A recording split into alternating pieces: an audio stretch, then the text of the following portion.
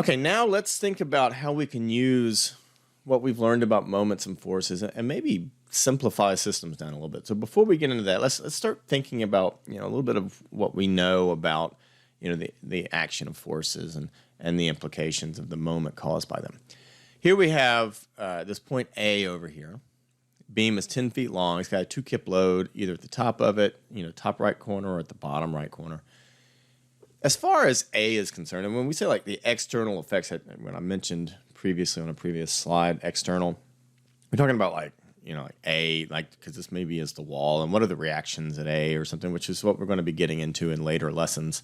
Does the force being at the upper right and the force being at the bottom right, does that have any effect on what's going on at A? Honestly, no, it doesn't, right? Because the force here is still going to have a net force of 2 kips acting downward. And the moment at A is still going to be 2 kips times 10 feet here, or 20 kip feet, just like it is here, 2 kips times 10 feet, 20 kip feet. So these two are equal. Now, how about these two? This is the same beam as it was before, but now this 2 kips is no longer acting over here on the right, it's acting over here on the left. So the force acting downward is still a net of 2 kips, so that's the same. But is the moment, if we calculated the moment at A, the moment at A here for this beam on the left is 20 kip feet. Over here on the right-hand side, the moment at A is 0. So obviously, these are not equivalent systems. Now, what about these two?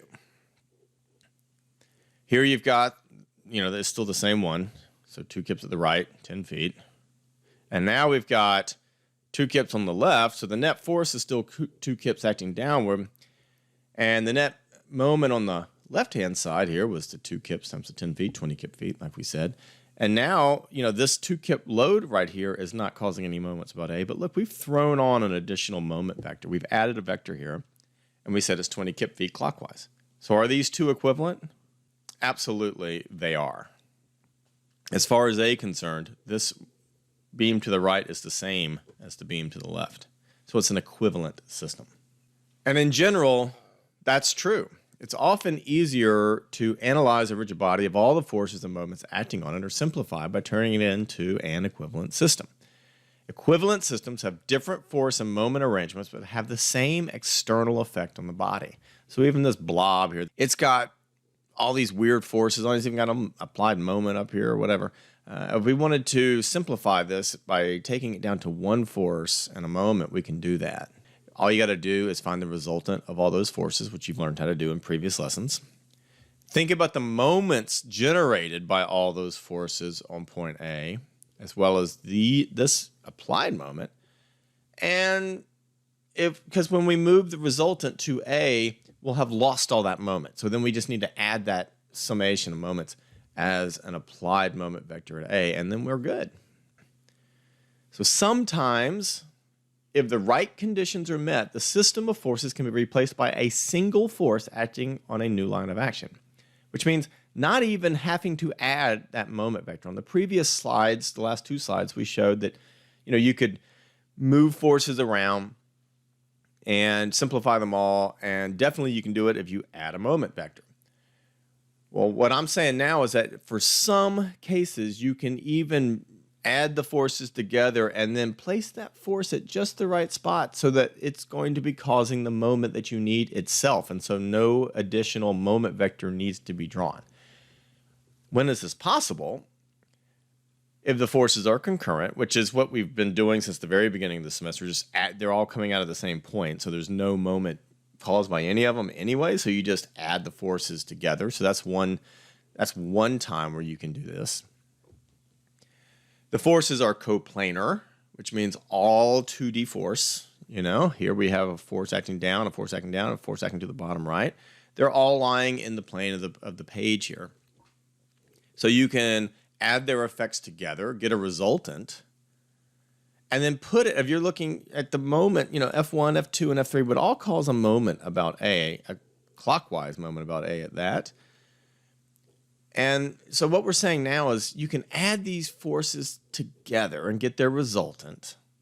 And that's that value right there. And when you add these three forces together, regardless of where it's placed, that's the resultant. You've got to use that. You've got to honor it. So that's that value.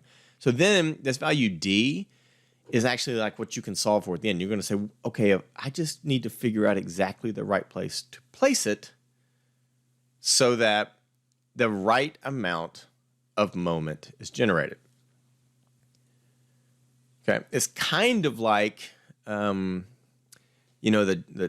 doctor's scale. When you go to the doctor's office and you slide the weight over on the little scale there, and you're moving it until just the balance is achieved, and that scale starts just floating. And that location is this distance D. So it's a clever use of this same exact concept. Here's another situation, right? So we said concurrent, we said coplanar. They're not coplanar, they're all acting down on a 2D surface. So all the forces are perpendicular to a 2D surface, which means that all the forces are parallel.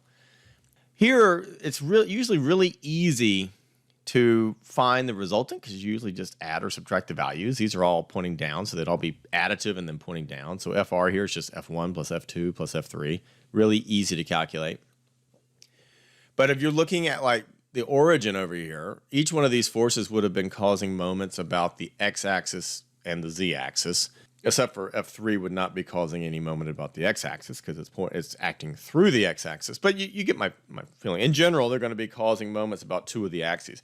The axis that they're parallel to, they don't cause moment about because forces do not cause moments about axes they're parallel to. So then you can find FR, and it's really like doing this thing up here twice, where that D distance that you solve for. Here you're going to solve for a D distance this way based on the moments caused about the Z-axis. So you're going to find an X distance based on moments about the Z. And then you're going to find a Z dimension based on moments about the X.